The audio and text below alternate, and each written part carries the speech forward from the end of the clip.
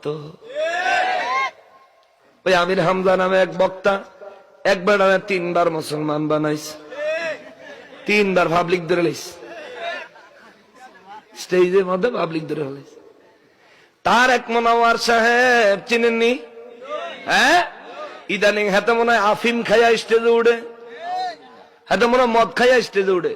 হাতে বেলা অক্সফোর্ড বিশ্ববিদ্যালয়ে 3বার সেরা শিক্ষক নির্বাচিত হয়েছে, এই কথা বলে হাতের গড়ও জানে না।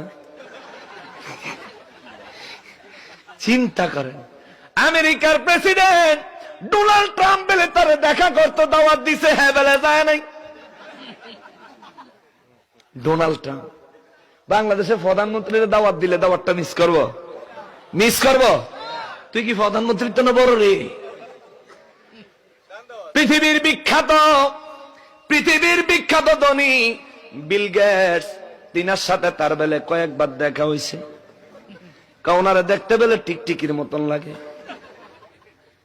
এত বড় ধনী, এত বেলা আবার আইফোনের মালিক। আইফোনের মালিককে বেকুবের খবর নাই।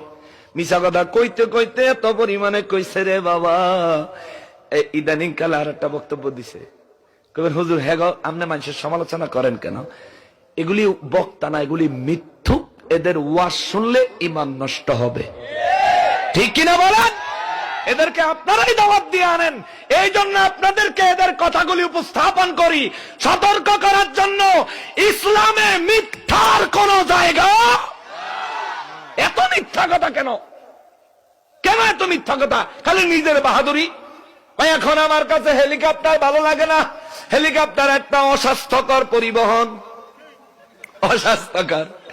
চিন্তা করেন, হেলিকপ্টার একটা অস্বাস্থ্যকর পরিবহন। আমি জীবনে অনেকবার রকেটে চড়েছি। কিও রকেটে কি ঢাকা টু সিলেট যাত্রী ফার করেনি? হ্যাঁ, আরে বাদাইমা রকেট যায় চান্দের দেশ। তুই কি হেন ওয়াজ করতে গেছ? তোর রকেট দিয়ে কীর্তন নিছে হেন?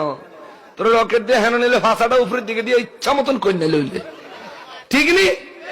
তুই বাদেন না, তুই স্টেজ উঠটা কাছ মিশা কথা ইয়া নাই সত্যি না। সার বিজ্ঞানী গেল, তার বেলে বহুবার দেখা হয়েছে। কি বিজ্ঞানী হেতে পেশাব করে দিলে এটা পেশাবের, এই পেশাবের মধ্যে কি আছে না আছে এটা তুই নির্ণয় করতে পারবি না। বেকু না, সার বিজ্ঞানীর লগে তুই দেখা কর। এই সমস্ত মিথ্যাবাদীর মিথ্যা বক্তব্য স্টেজে বয়ে বয়ে দিতে থাকে। আর আপনারা তো আম মানুষ, নিরুপায় কিরবেন, আপনারা তো নামাই অধিকারেন না, জুত করে বইবে হুনুন লাগে। এই বেয়াদবদের কথা যখন আমি নকশবন্দি কিতাব দিয়ে ধরি, তখন আমাদের দেশে কিছু মানুষ আছে, কিছু আম মানুষ আছে, হুজুগে বাঙ্গাল, হুজুগে পাগল হয়ে যায়, তাদের কথায় কান দেয়।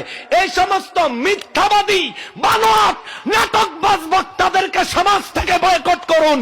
এই সমাজে ইসলামের শান্তি পুনরায় ফিরে আসবে। ঠিক কিনা বলুন?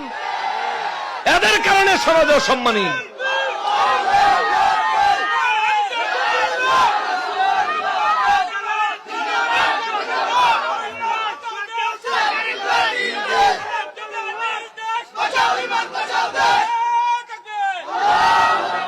এই স্লোগান আমার খুব ভালো লাগছে। সাহেব কেবলার নির্দেশ, বাঁচাও ইমান, দেশটা শেষ করে লাইছে বদমাশেরা। মাহফিলের প্যান্ডেলে 5000 মানুষ ইউটিউবের মধ্যে লেখে 10 লক্ষ লোক হইছে। গাইবান্ধা গিয়া হেন বেলা 10 লাখ লোক হইছে। তো ফেসবুকের মধ্যে দেখলাম 10,21,000 না কয় হাজার জন হই এলাকার ভোটার। এর ভিতরে বেড়ি আছে না, বেড়ির হের ওয়াজ হইছে। আশ্চর্যের ব্যাপার, 10 লাখ বেলে হইছে। এই মিথ্যা কথা সুন্নিরা জানে, জানে। সুন্নিরা মিথ্যা কথা বলেন, আড্ডা যেমন তেমন দলিল দিয়া কথা কয়, মন গড়া কথা কয় না। আমার ঘরে কয় আমরা বাপ দাদার ইয়া নবী সালামু আলাইকা ছাড়তে পারি না। আমার বাপ দাদা ইয়া নবী সালামু আলাইকা কইছে, আমিও কই। না এটা বললে গুনাহ হইব, তুই ফাললে একটা দলিল দে। যদি দলিল দিতে না পারাস মুখটা বন্ধ করে রাখ, নাহলে জিহ্বাটা টাইনা ছিঁড়া ফেলাম। দলিলের বাইরে কোনো কথা চলবে না, ঠিক আছে? দলিলের বাইরে কোনো কথা চলবে না। ইয়া নবী সালামু আলাইকা তোর তো সুক্কা লাগে। এই চিটার, মাস শেষে ইমামতি করে তুই যে বেতন নেস, এটা তো সব থেকে বড় বেদাত। নিস না বেতন, ওয়াজ করে তুই যেন টাকা নেস, এটা আরো বড় বেদাত। ফাজিল কোনানের, হেলিকপ্টার দিয়ে ওয়াজ করতে যাস, এটা আরো বড় বেদাত। বন্ধ কর। বেদাতের ফতুয়া দেশ, বেদাতের ফতুয়া দিলে বউয়ের কিল ছাড়া কপাল আর কিচ্ছু জুটতো না। বউ কই নেব, কারণ মসজিদের ইমাম সাহেবের বেতন দেওয়ান বেদাত, ইমাম সাহেবের গ্যারামের তেনে খাওয়ানি বেদাত, মসজিদের জায়গাত হুজরা কইরা দেওয়ান বেদাত, ওই হুজরাত ইমাম সাহেব থাহন বেদাত। মসজিদের হুজরার জায়গা ইমাম সাহেব নিজে মালিকানা কিন্না লইতেইব, এই জায়গা গড় নিজের করে লইতেইব, রান্না বান্না খাওয়া দাওয়া নিজের হইতেইব। তো রসুলের সুন্নত মোতাবেক, সাহাবায়ে কেরামের সুন্নত মোতাবেক হইব। আপনি খান মানুষের ভাই, বেতনও নেন মানুষের, আবার মানুষের বাপ দাদারে কাফের বানানো চুক্তি লই আইছেন। তোর মতো ইমাম সাহেবের কিক দিয়া নেটওয়ার্কের বাইরে ফেলাই দিতেইব, একবারে কিক মেরে নেটওয়ার্কের বাইরে ফেলাই দিবে। বেকুব আপনারা এদেরকে চান্স দিবেন না, এরা খায় আপনাদের, পরে আপনাদের, আবার আপনার বাপ দাদারই জাহান্নামে পাঠানোর চেষ্টা করে, ঠিক নেই? এদের দাওয়াতও বন্ধ, খানাও বন্ধ, বেতনও বন্ধ। যে কবে মিলাদে ইয়া নবী সালাম আলাইকা বেদা, তাহলে কবে জি হুজুর আমরা এটা মাইনা লইছি, তখন এটা কি তুইব, এটা বাদ দিতে হইব। ঠিক আছে হুজুর, ওই হাসানুর রহমান হোসেন নকশবন্দি ডাকাতটা আইছিল, হেতে কয়ে গেছে এই ইমাম সাহেবের মাস গেলে বেতন দেন বেদাত, মিলাদও বন্ধ, বেতনও বন্ধ।